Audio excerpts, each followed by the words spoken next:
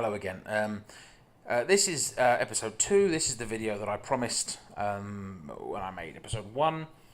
I did also say that I was going to use my Galactic War fights to show battles.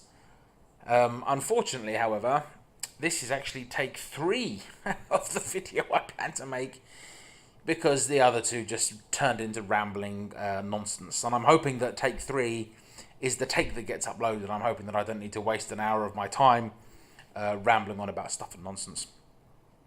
So I did mention yesterday that we were going to look at characters and fighting, and I did mention yesterday the abilities of Wedge, Antilles, and Biggs Darklighter, and how they pair together in synergies.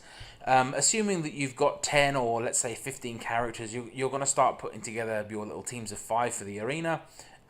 You're going to start looking at how they work together. So it's important to understand how synergies work. And what I've done here, for the purpose of this video, take 3 as it is I've collected together a little team of rebels. So Wedge and Biggs you can farm very easily. Lando you can also farm very easily. I would recommend you farm those 3 as a priority. The other 2 spaces I've put in Han Solo from the Rancor Pit, which again he's reasonably difficult to unlock because you need a good guild who's doing that. We kind of discussed it yesterday. And Chirrut, who is actually farmable in a shard shop, not in the shard shop, but in the shipment store.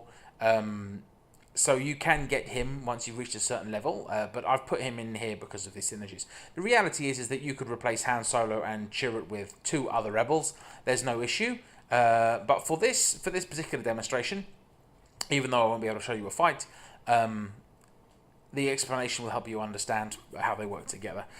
So just a quick recap. Wedge has a leader ability, okay, which means that leader abilities all grant certain powers to your team. He's the leader, so it affects everybody. And in his case, the important part of this is the critical hit. So rebel allies, which is basically this whole team, have a 30% offense and recover 15% of their max health and 10% turn meter on a critical hit. So offense is of course their attacking power, health speaks for itself, and turn meter is the little blue bar under your character, which moves up and up and up and fills in anticipation of your character having its turn. That's essentially speed. The faster your player goes in terms of mods, the more speed that you're able to put on your player once you get to the mod level. That's essentially turn meter. And there are players that can manipulate turn meter. They can either make players faster or make players slower. Of course, the faster the better. And in this case, when they score a critical hit, they get 10% turn meter. And once they defeat an enemy, they receive 25% of their max health. Okay, so this is important. Everything in Rebel Heroism, his leadership ability, is based on the chance of a critical hit. Okay. Of course, we looked at Biggs. He calls in Wedge and another attacker. And of course, all attacks have 75% more critical chance. So what happens here is 3 characters attack. You click this little button on Biggs and 3 characters attack, and they have a 75% more critical chance, right? Meaning they have a 75% more chance of receiving their health, their turn meter, and of course killing somebody and gaining max health there.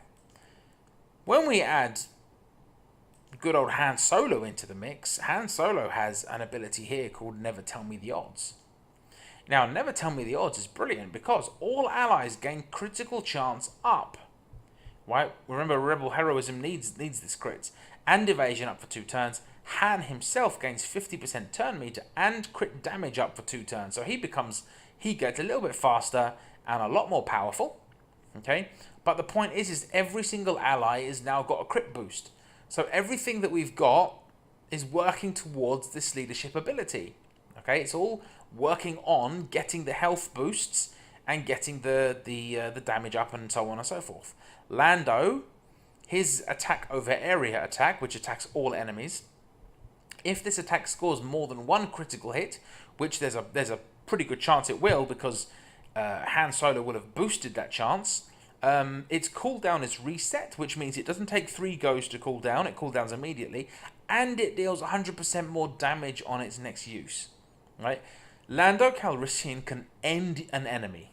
Right? He can end a team pretty much all on his own. If you get him fast enough, and you make sure that he is able to score his critical hits, he can simply bang, bang, bang, bang everybody underneath. He can bring down the rain.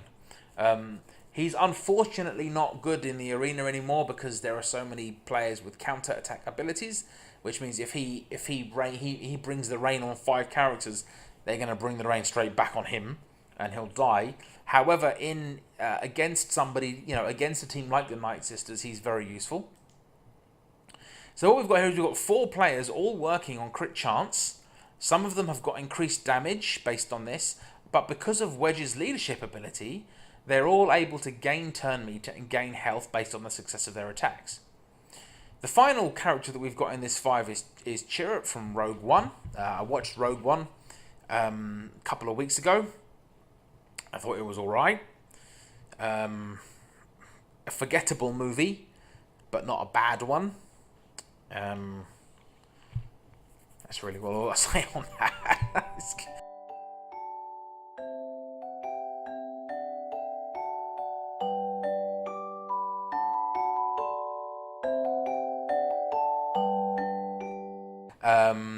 But if you haven't seen the film, watch it. Just don't expect to be wowed by the end of it. It's just kind of a filler film to make some money, and that's fine. I'm probably just going to edit that whole section out, I think. So Chirrut, right, what he's got in here, all of the other players attack, but what he has here is he has the ability to equalize health percentages and dispel all debuffs, okay? In addition to that, he grants heal over time for 4 turns for each effect dispelled. Allies that were not debuffed gain tenacity up for 3 turns. So this attack, which has got a cooldown of 4, this attack doesn't actually hurt the enemy, but what it does is if your rebels have been slammed by Darth Vader and Tarkin, and there's 4 or 5 debuffs on them, if he's able to cleanse all of that, he's able to give them a massive amount of healing ability or tenacity, which means they're able to dodge the debuffs the next time around.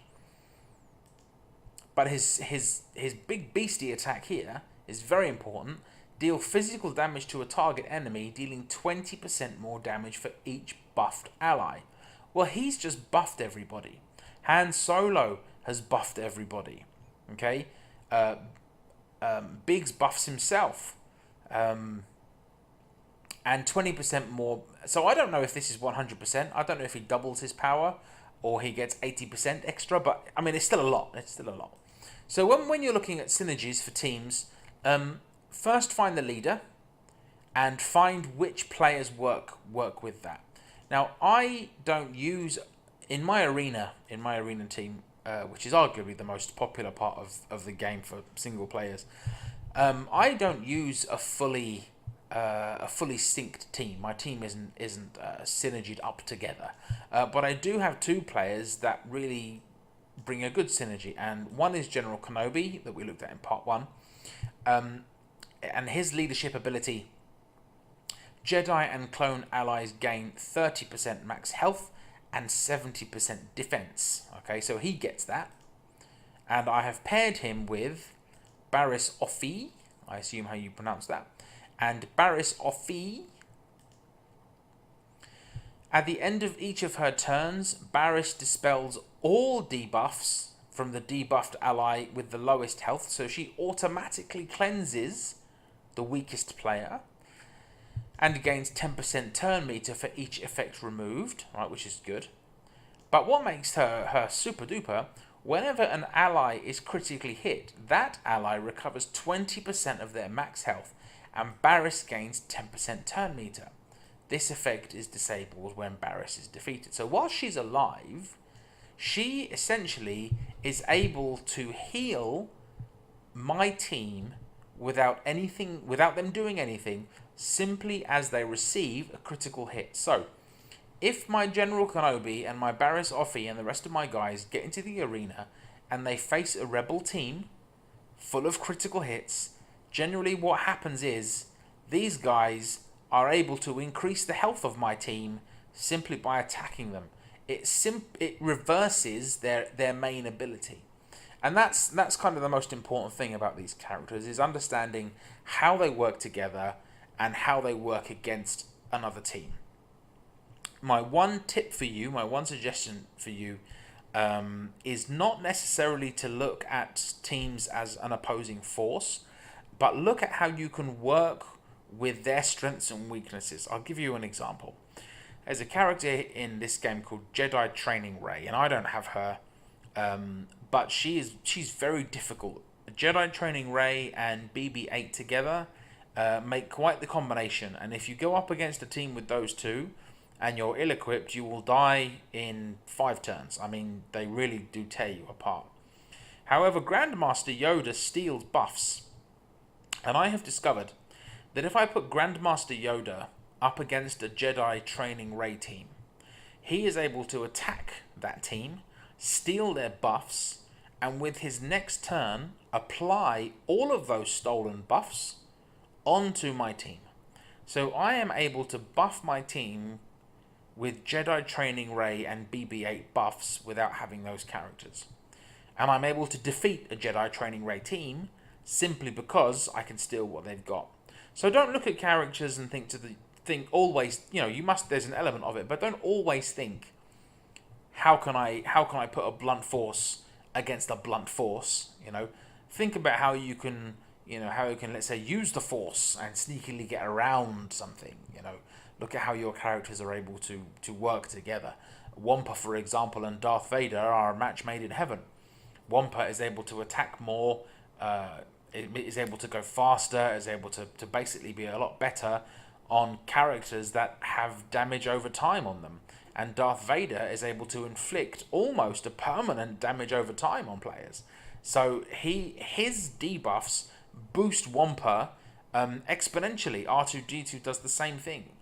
Characters are able to take protection and health based on his levels on his power levels, basically.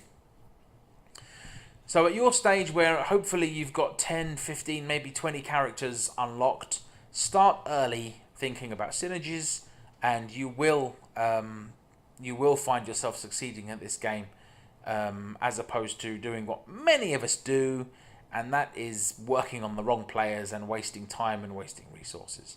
Right, well, I hope this has been useful for you. I'll do another one whenever I get around to it, and that will be that.